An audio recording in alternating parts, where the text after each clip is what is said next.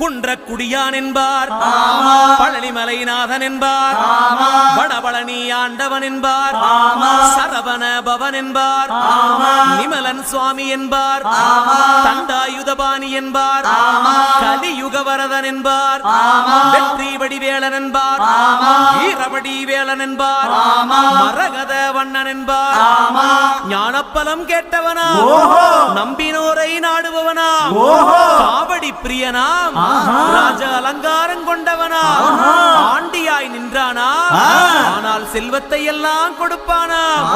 அப்படிப்பட்ட முருகனவன் ரொம்ப ரொம்ப சின்னவனா சுவாமி.